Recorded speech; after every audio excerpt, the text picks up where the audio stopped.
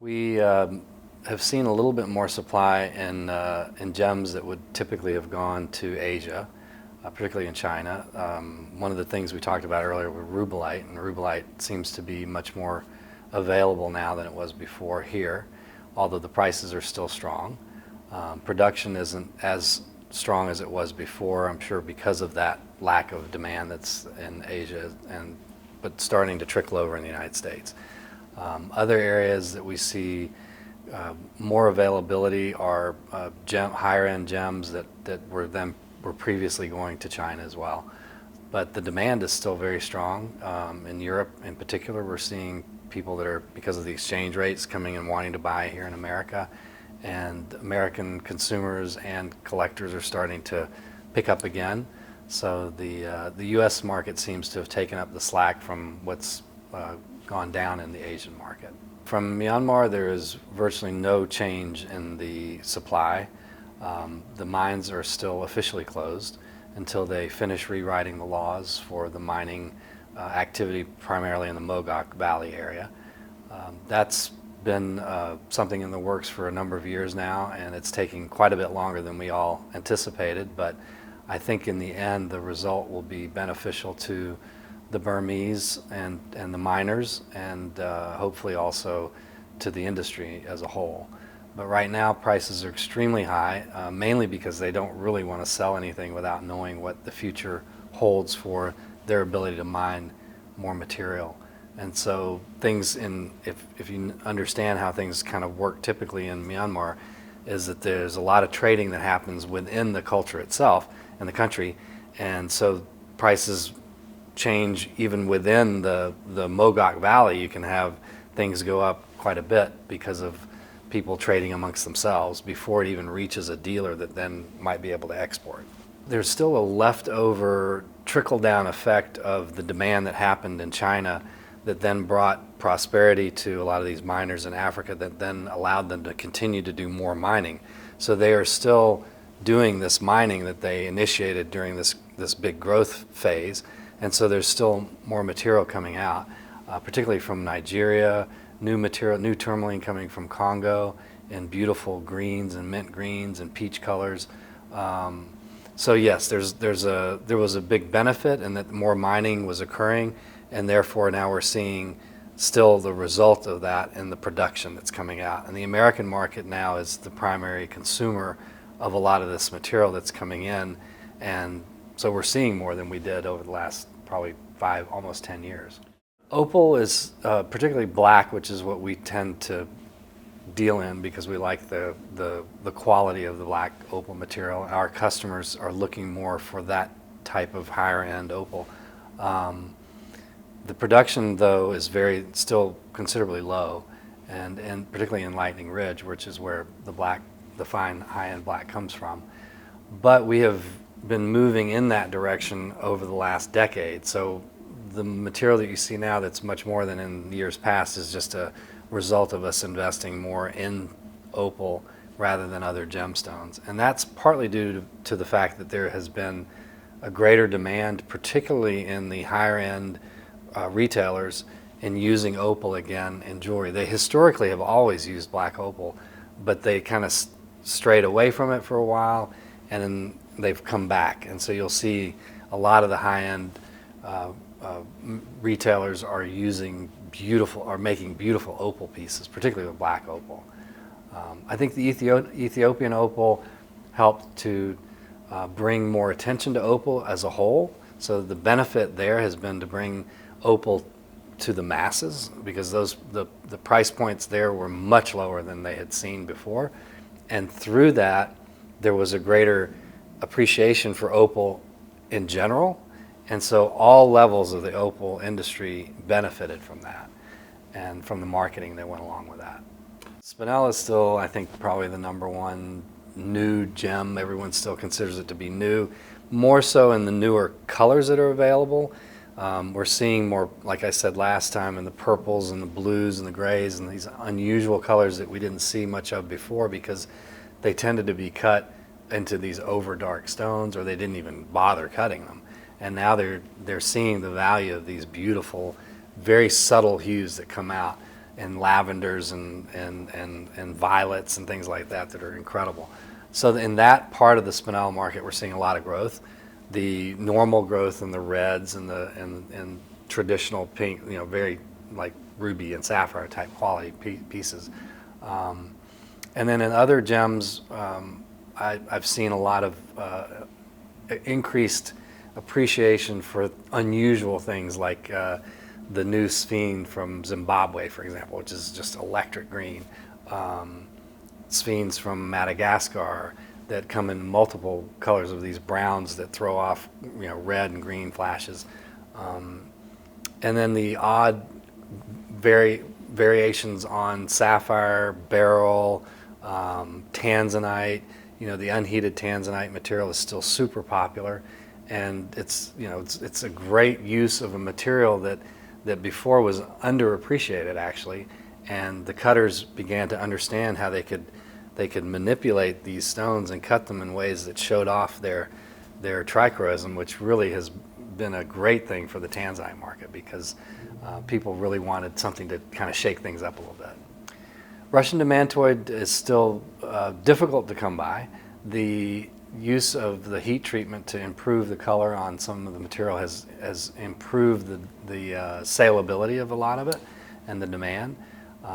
We have a pair of very unusual 10 karat each that are incredible, but they're old stones that were put away, but they're probably the finest pair we've ever seen.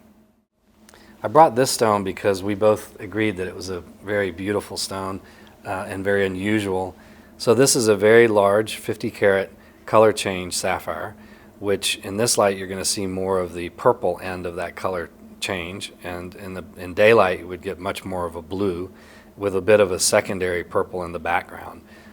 This stone is unique in that I wanted to choose this because even though we tend to always try and purchase things as close to the mine as possible or from cutters that we work with, this piece is an estate piece, and so it comes out of a 1920s brooch, and it just is a great example of how in this business we really do try and buy things from wherever we can and market them again into the marketplace, and it's an example of how an heirloom piece will continue to be available for generations, and those that are concerned about environmental issues with mining and so forth, this is a great example of a stone that's continuing to be available again and again for many generations, and there's no ecological or environmental issues with it.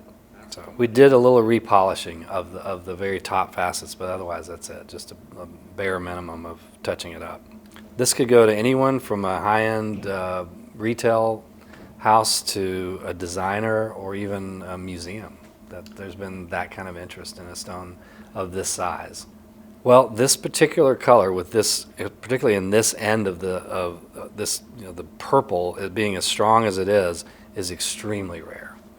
The color change in and of itself is rare, but then when you have this kind of purple on one end of that, those two hues, that's really exceptional. This is a 30 karat spinel, and it is from Tanzania, from a very famous area that produces this just incredible, rich, orangey, pinkish red material from Mahenge. It's in the Dodoma region of Tanzania, and it's considerable distance to get there. You have to fly from Arusha down to a landing spot that's about a 9-hour drive away from Mahenge, and then you have another couple of hours from the little village of Mahenge to get to the actual spinel mining area.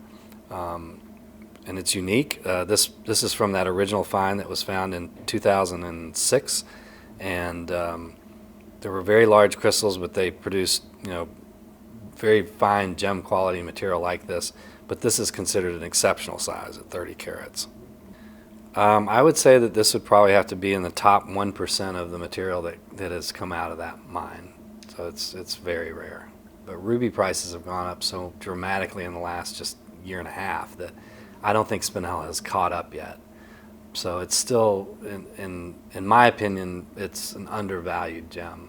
I think it's undervalued at 10% of the value of a ruby. I think it should be 50% of the value of a ruby. And I think eventually it will get there. But they're still at about 10% of a comparable ruby. And if you could see a ruby that was 30 carats from Burma, it would be very difficult. Yeah. I think there was a 25 carat recently that sold in auction, and they're in the millions of dollars per carat now. This is from that original find. There is material coming out, trickling out, but not anything like those original large crystals that were found. So this is a new material that we just purchased recently. It's a teal colored tourmaline from Brazil. These are heated to get this color. They don't have quite obviously the intensity or the saturation of Paraíba material, but they provide a great alternative for those that want this kind of teal color and don't have the budget to pay that kind of very high price. So these are in the 3 to 4 to 500 a carat range, rather than 30,000 or 3 to 30,000, 50,000 a carat range that you can get up in some of these stones. You can get up to 100,000 a carat easily for a gem Paraíba from Brazil. We have a couple other boxes, and we've sold a few stones out of it.